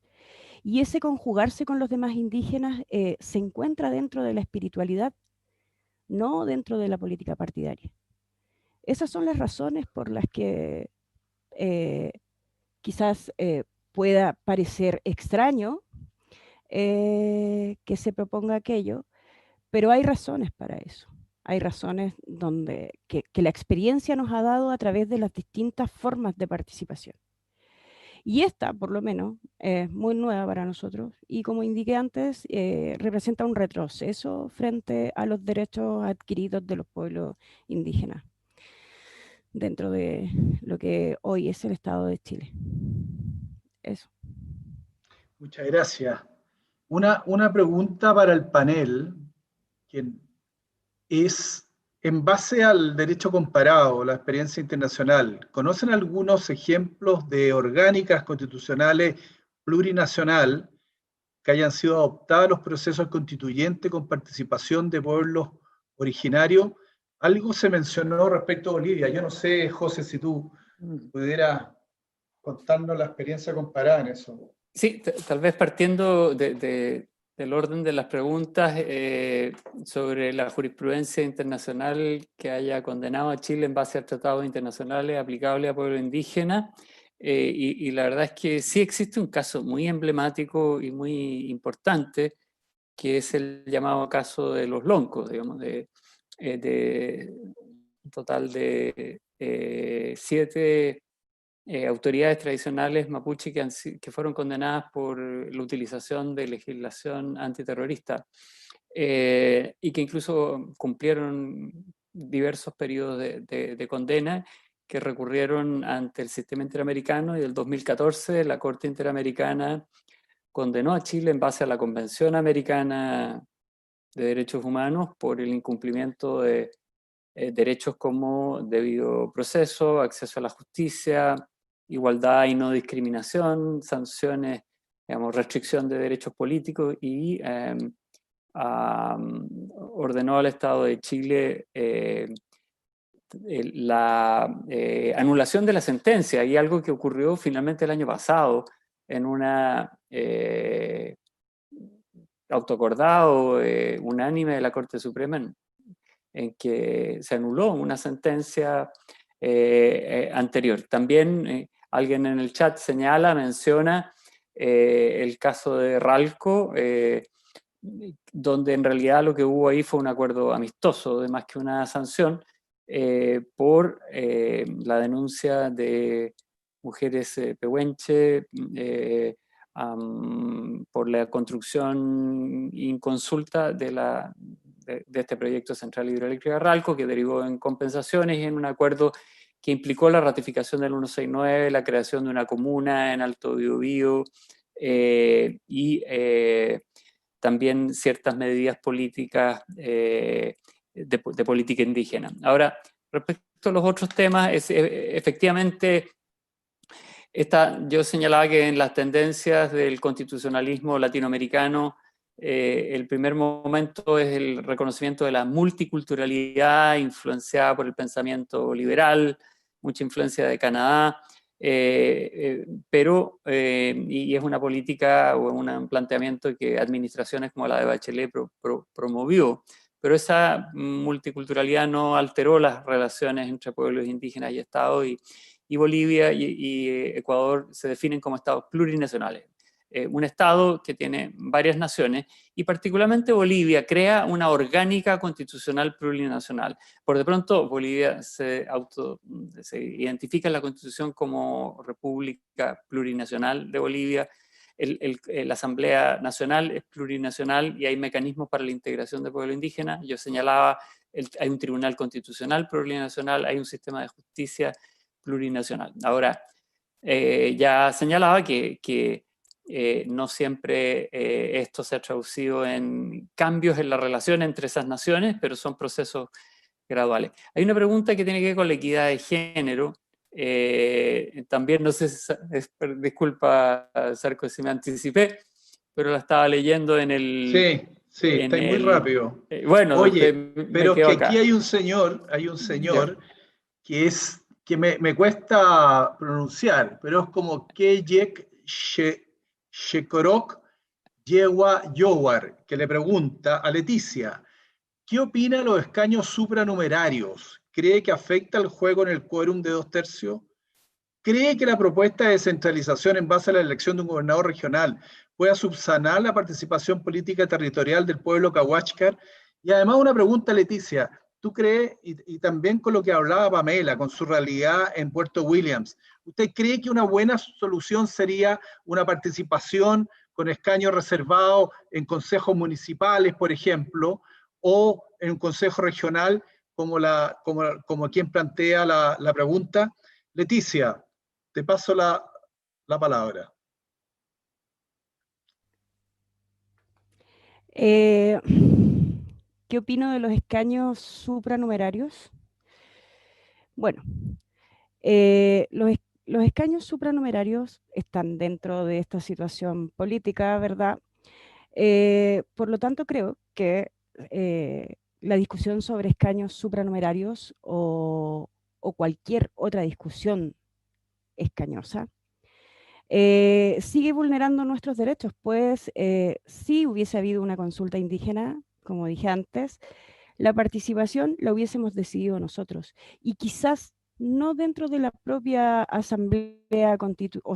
convención constituyente que hoy propone el gobierno, sino tal vez quizás en una asamblea constituyente indígena que habíamos discutido antes entre varios pueblos, que hubiese sido quizás la mejor forma de determinar cuál era la propuesta, en este caso, de redacción dentro de la Constitución. Es por eso que creo que hoy la discusión se enfrasca en esta situación de escaños supranumerarios, pero además también en el padrón electoral, que tiene que ver con si es abierto o si se crea un padrón específico.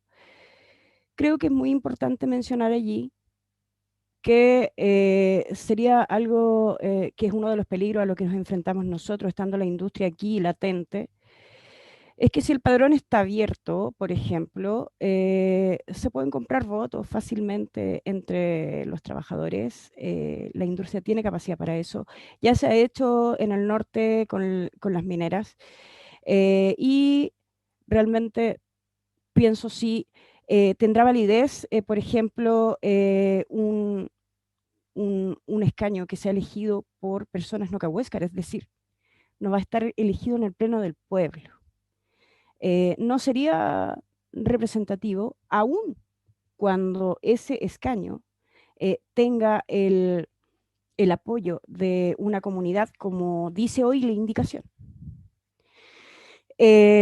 Por otro lado, la propuesta de descentralización en base a la elección de un gobernador regional, si puede subsanar la participación política territorial del pueblo cahuéscar, pues creo que no. Por lo que he visto, los candidatos que hoy existen dentro de la postulantes a la gobernación realmente no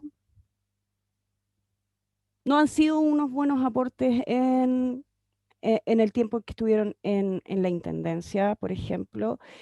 Flies, creo que vi, y por ahí hay algunos independientes también. Y realmente tampoco representan como a los pueblos indígenas. Nosotros en el tiempo que estuvo Flies pedimos entrar a la CRUPSE para poder estar en la Comisión de Bordes Costeros y eso fue negado para nosotros. Entonces, cuando él dice hoy que viene con una propuesta de protección del mar, vemos este proyecto de hidrógeno verde que están impulsando, que toma agua salada y que además está en la salmonicultura. Entonces no sé si eso solucionará de alguna manera la participación. Con respecto a los escaños dentro de las distintas instancias de participación regional, pues creo que eso sigue vulnerando la consulta indígena. Pues hoy en el gobierno regional no se consulta a los pueblos de qué manera quieren ver su participación. Es por eso que muchos han tomado la autodeterminación. Es más, nosotros nos negamos a que se reactive el Consejo de Pueblos Indígenas que había aquí, pues eso también provocaba un proceso hegemónico donde las distintas comunidades que coexisten dentro de lo que hoy llamamos pueblo cahuéscar, simplemente no tenían llegada a esas políticas. Había cierta forma de tomarse la representatividad, de firmar convenios con esa representatividad, y ahí queda claramente demostrado que los pueblos o las bases de los pueblos no están representados.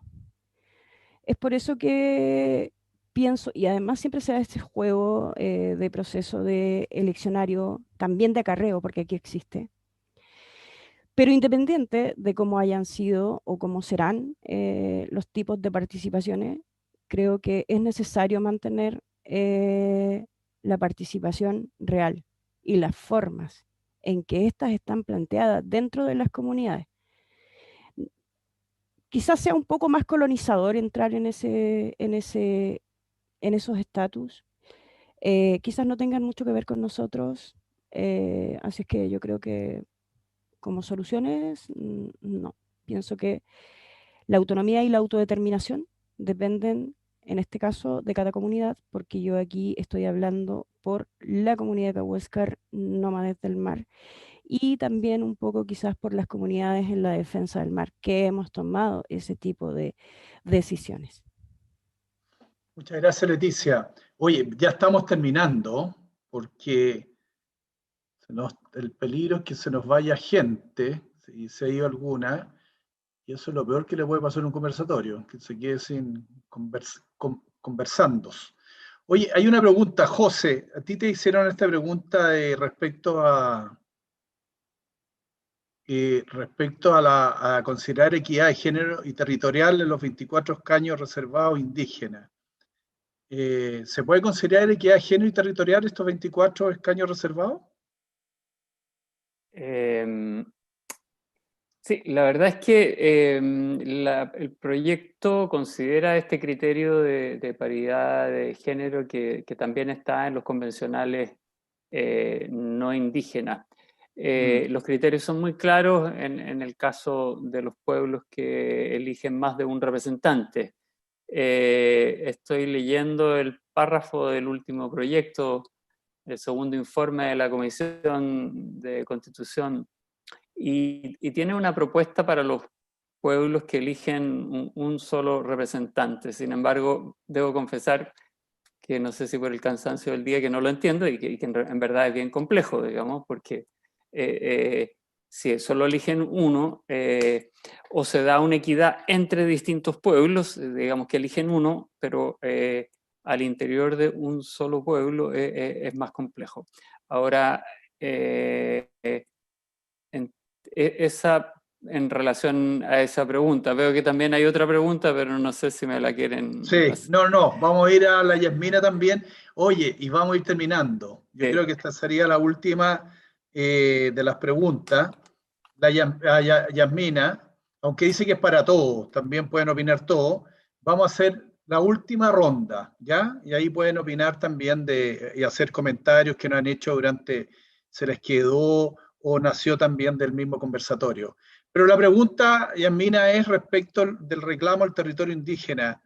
Si se conoce o se ha intentado algún reclamo de acción fundado en el convenio 169, artículo 14, número 1.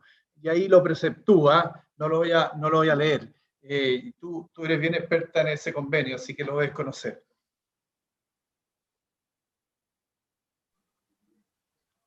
O sea, Termina.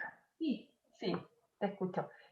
Respecto a los reclamos territoriales, la verdad es que los reclamos territoriales que se dan a lo largo del país, ya sea, a ver, porque el territorio uno tiene que verlo de manera integral, ¿cierto? El territorio conlleva lo que es los recursos, por ejemplo, naturales también que se encuentran en este, ¿ya? Es decir, es toda una percepción del territorio, tanto de manera física, por decirlo así, como un aspecto más espiritual o relacionado con la cosmovisión que tienen los pueblos indígenas. Entonces, obviamente ahí la normativa que cita la persona que hace la pregunta es la normativa que normalmente se tiende a utilizar para el fundamento de los reclamos territoriales, pero no solo la normativa del 169, también la normativa de la Declaración de las Naciones Unidas sobre Derechos de los Pueblos Indígenas. Entonces, si lo vemos como reclamos territoriales a lo largo del país, han sido distintos los pueblos que se han fundamentado en las normas del convenio.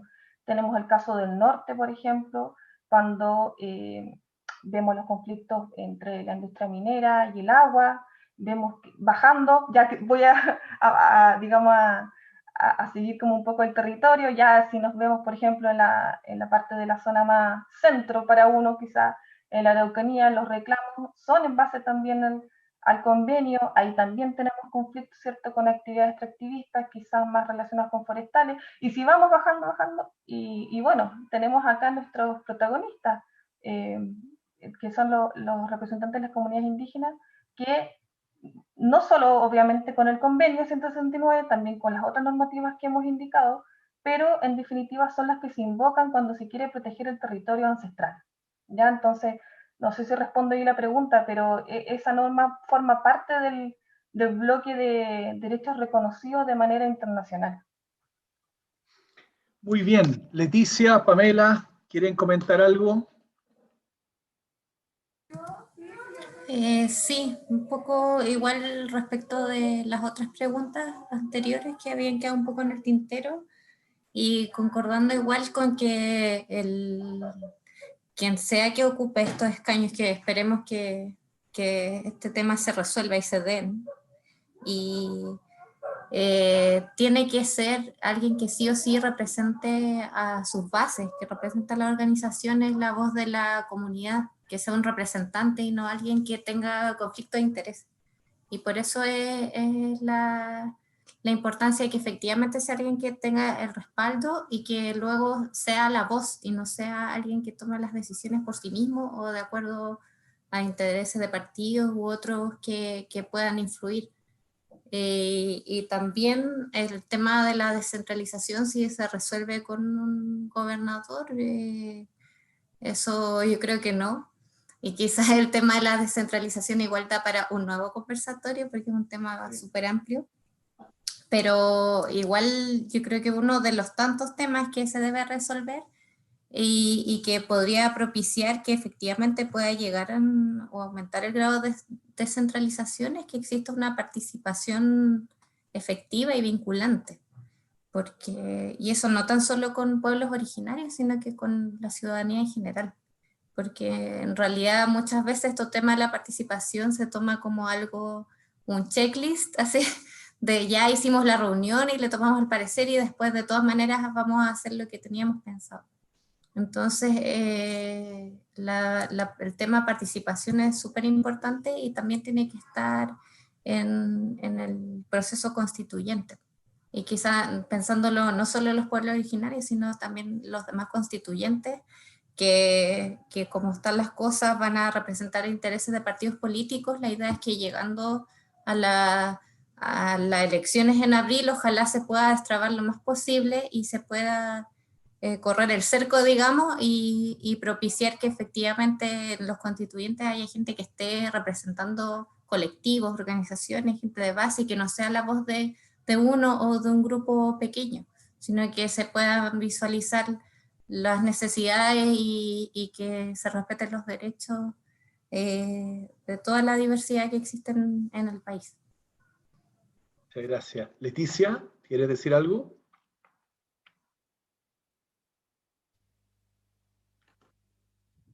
Leticia. Sí. Para ir terminando. Claro, quería referirme un poco a lo último que tiene que ver con la territorialidad. Si bien nosotros también invocamos el convenio 169 con el derecho de propiedad y de posesión, eso tiene una diferencia en los distintos pueblos, porque depende de la visión del territorio que exista dentro de esos pueblos. En el caso nuestro, por ejemplo, que descendemos de canoeros nómades, ¿verdad? La visión de pueblo es distinta y la visión de pueblo, o sea, la visión territorial allí no es de propiedad, ni de posesión, sino de derechos, de decidir sobre el territorio. Entonces ahí hay como que separar un poco la situación que también tiene que ver con autonomía sobre otros pueblos, por ejemplo, en los casos de Bolivia, que dan certificados para poder entrar y salir. En este caso no podría suceder eso de ninguna manera. Hoy, en este siglo, convivimos muchas personas dentro del territorio. Lo que queremos es tener derecho a decidir por él, a decidir qué es lo mejor, a cuidar los recursos naturales, a poder decir aquí nació este o aquí nació el otro, a poder quizás de manera que sea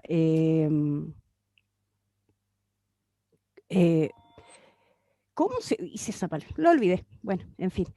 De manera que sea vinculante, esa es la palabra. De manera que sea vinculante nuestra decisión sobre el territorio.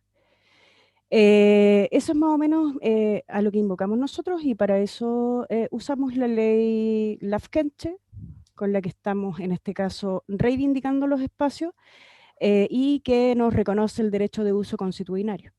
Y el reconocernos el derecho de uso constitucionario, además, reconoce nuestra ancestralidad sobre él. Y también nos permite seguir resguardando el territorio ancestral, que es nómade, que no está solamente donde hoy nos encontramos ubicados, porque nosotros, si bien recorremos la gran extensión territorial de lo que hoy llamamos Magallanes, todos esos espacios corresponden a nómades y hay consideraciones especiales para los pueblos nómades e itinerantes, y nosotros hacemos ejercicio de ello. Muchas gracias. José, un minuto tenés para estar las 2 horas. Sí, bueno, habría muchos comentarios que hacer, incluso sobre el último tema, porque es muy relevante el convenio 169 y lo que señala Leticia, digamos, los derechos basados en la ocupación tradicional y uso tradicional y no en el título del Estado. Sin embargo, en un minuto, este es un proceso constituyente que ha costado mucho. Habemos quienes lo venimos promoviendo desde hace por lo menos una década. Y tal vez la forma como se gestó fue producto de una explosión. O sea, el mundo político no quiso entender, digamos, que había que transformar una institucionalidad que no era sostenible, que no generaba consenso, que no generaba adhesión.